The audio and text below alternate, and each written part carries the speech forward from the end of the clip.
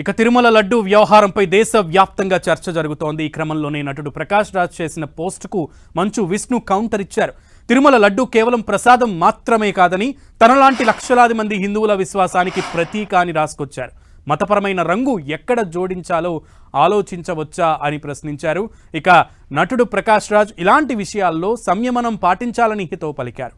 పవిత్రమైన సాంప్రదాయాల పరిరక్షణకు సమగ్ర విచారణ జరిపి చర్యలు తీసుకోవాలని డిప్యూటీ సీఎం పవన్ కళ్యాణ్కు పిలుపునిచ్చారు. ఇక నిన్న ఏపీ డిప్యూటీ సీఎం పవన్ కళ్యాణ్ను ఉద్దేశిస్తూ నటుడు ప్రకాష్ రాజ్ ట్వీట్ చేశారు.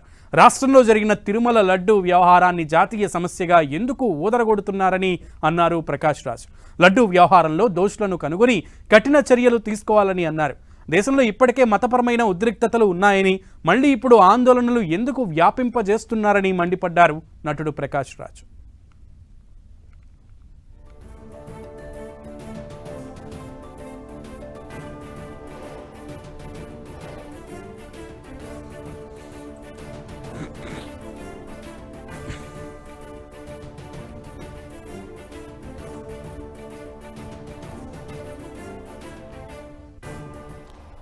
దేశంలో అనేక మతపరమైనటువంటి అంశాలు ఉన్నప్పుడు డిప్యూటీ సీఎంగా ఉన్న ప్రభుత్వంలో ఉన్న మీరు ఇటువంటి విషయాన్ని కఠినంగా అంతర్గతంగా మీరు విచారణ జరిపి దోషులను కఠినంగా శిక్షించాలే కానీ దీన్ని ఒక జాతీయ స్థాయి ఉద్రిక్తతగా ఎందుకు తీసుకెళ్తున్నారు అని నిన్న ప్రకాష్ రాజ్ ట్వీట్ చేసిన క్రమంలో ఆ ట్వీట్కి బదులుగా ఈరోజు మంచు విష్ణు ట్వీట్ చేశారు.